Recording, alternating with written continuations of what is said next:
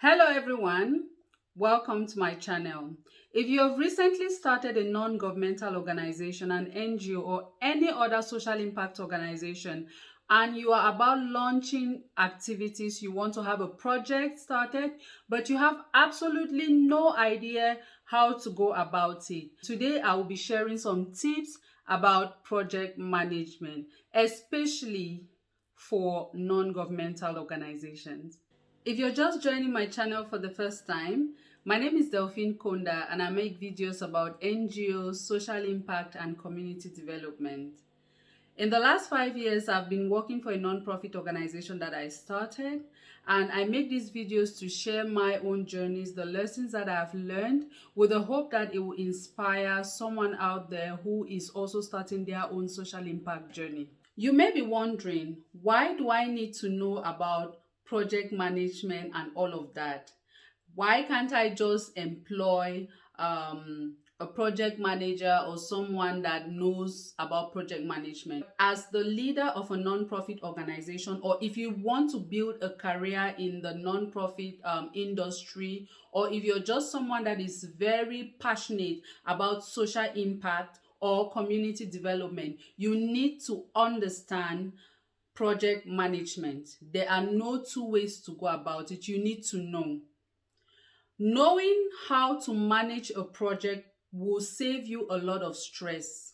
It will save you time, it will save you money, it will save you stress, it will help your organization grow, and it will also help you to grow as an individual. So if you are engaging in the non-profit sector, knowing about project management should be top on your list. Project management, simply put, is a process where you apply skills and techniques in achieving specific objectives of a project. There are basic things you need to understand about project management. A project is time sensitive. It has a start date and an end date. A project has specific objectives and specific results that you are expecting to achieve. A project has a whole life cycle on its own. There is initiation, there is planning, there is execution or implementation, there is monitoring and control, and then there is closing. So these are very important steps of project management that you need to know and always have at the back of your mind. The most important part of project management for me is initiation and planning. I believe a lot in spending a lot of time and energy in investing resources in properly planning the project, because I believe that when you do the planning phase properly, you're going to achieve a high performance at the end of the project, rather than rushing through the planning phase and then facing obstacles in the later part of the project because you did not properly plan. Make sure that you plan everything about that project in your head and in writing. Have a way of documenting your thoughts. For me, I always go about a notebook, or I make use of the notes in my phone. Make sure that you write out something. Do not take it for granted. Don't say that I'll remember it. No, you won't remember it, because as things keep popping up, you would forget. And it may be something that is very important for you, and because you did not document it, you forget it and you have lost vital information. Hold regular meetings with everyone in your team, as well as all the stakeholders involved in that project. Hold meetings until everyone in your team is living, eating, breathing, sleeping, dreaming about that project and the results that the project is supposed to achieve in the life of members in your community. Let's assume that you're planning to have a community sensitization and you're having a project planning meeting with your team. You need to map out, have a program. How would the program flow on that day when you get to the community? Who is saying what? Who is handling which topic? Who is talking first? Who is going after? If there are going to be 4 presentations on that day, who is going to do it? In what languages? What is going to be the content of what you are going to tell the people when you get to the community? It is one thing to assign these tasks to different people. Good. It is another thing to have the people in your team prepare, say, type it or write it out on a paper on how you want to do it. But this is an additional thing that I would recommend that you do. In your project planning meeting, set deadlines. Let the people come back when they have all the content available. Practice how you are going to say it when you get to the community. Let me give you an example. Last year, we had a project in the south region of Cameroon to train women on producing reusable sanitary pads. And these women were going to be representatives from local women-led organizations in the south region. We were in the office in Limbe, the southwest region of Cameroon, doing our project planning meeting as usual. We went with our program, we started practicing.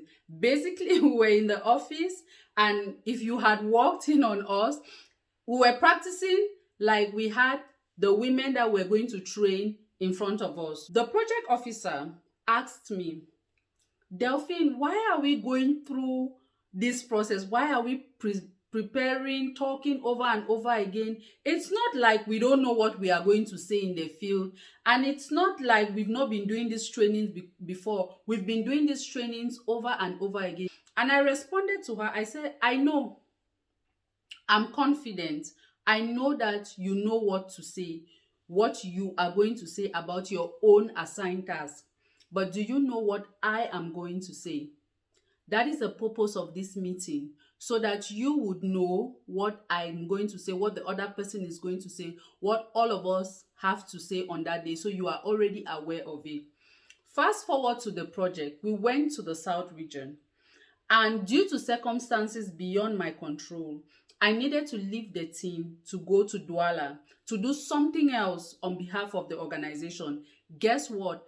I had not done my own presentation. I tried as much as possible to push the trip to Douala so that I can do it after we had left the South region, and I realized it wasn't possible. It was time to call my team together and inform them that I have to leave immediately. And when I told them, nobody was worried, nobody was surprised. They understood the nature of our work and the fact that it is very spontaneous. So the project officer responded to me and said, Delphine, you can go. We will handle it. Because we had spent so much time planning that project. The team concluded the project, did the training the way I was going to do, and they had my template. We had practiced it in the office. They knew what needed to be said and why we would say. They knew the content and they delivered. Another crucial aspect in project management is your budget proposal. Your budget must be on point. Your budget should be well thought out, well written out, based on a market analysis that you have done. So make sure that you get your budget proposal well written, well thought out, and well done, well planned, in a way that it will save you so much trouble when you start implementing the project. If you don't get this right, that means that you don't have a budget. And without a budget, you cannot implement a project. Involving your stakeholders in your project management is very important. It's a crucial step towards achieving your project goals. Your stakeholder is not just the donor who gave you the money. Your stakeholder is not just the government representative in your region to whom you have to present the project to before implementing. All of these people, plus the communities, the traditional rulers, the vulnerable groups that you're trying to support, the people on whose behalf you are implementing that project, those are as well your stakeholders. So in project management, especially for non-governmental organizations, you do not implement a top-bottom approach. If you do that, you are bound for failure. You go to the communities even before you start implementing this project, even before you apply for the funding. You go to the community, hold meetings with the people who are concerned, who are affected, and talk to them. Get their own perspective about what will work. When you do that, they will take ownership of the project. They will run with the project. They will make the project successful because that is what they want. That is what will bring change for them. That is what will impact their lives positively. So they will welcome the idea, they will welcome the project, and they will work with you.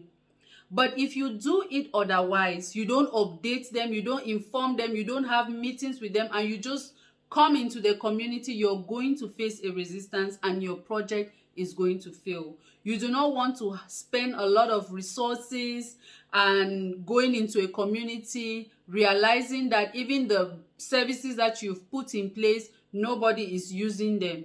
You want to make sure that the community takes ownership of the project, so that even if your organization leaves that community, you will come back 5 years later and realize that the project had an impact, that the project is still functioning, that the services that you put in place, they are still there, they are still managed by the community. Risk management.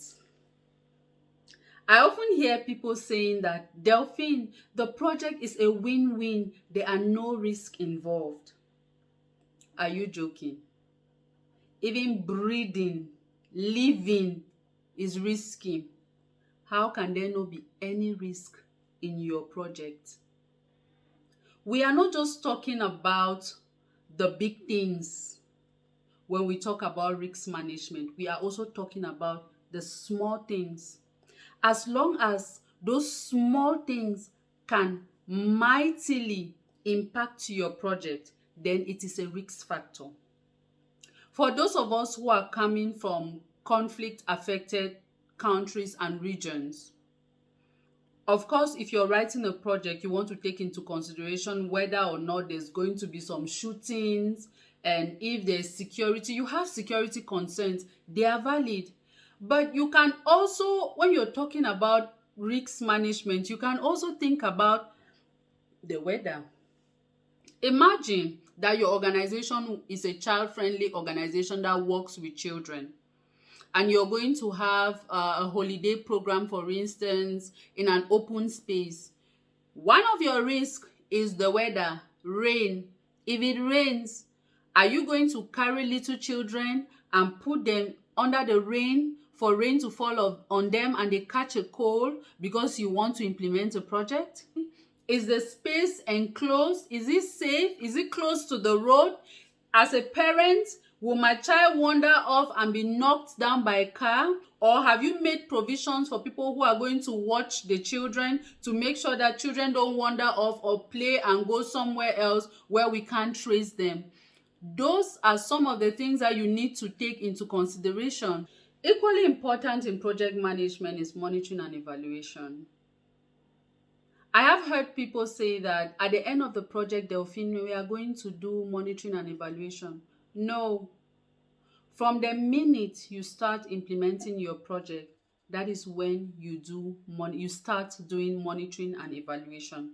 Do not wait until the end. If you wait until the end, then so many variables would have changed in the project and you would not have known. You would only realize at the end. Monitoring and evaluation from the beginning, when you start implementing the project, will help you to catch on when things start going wrong. Start monitoring the project. Start getting feedback. Start talking to beneficiaries, talking to stakeholders way from the beginning when you start implementing that project. Do not wait until the end. So please do monitoring and evaluation as soon as you start implementing your project. Thank you for watching today's video. If you did enjoy watching the video, please like, comment, subscribe to my YouTube channel. If you are just starting a nonprofit organization and you're wondering how to go about it, you can contact me on Instagram and I will tell you all about my NGO 101 Masters class, which is all about helping social entrepreneurs and impact creators who are passionate about starting and running sustainable non-governmental organizations. Until we meet again, go create some impact.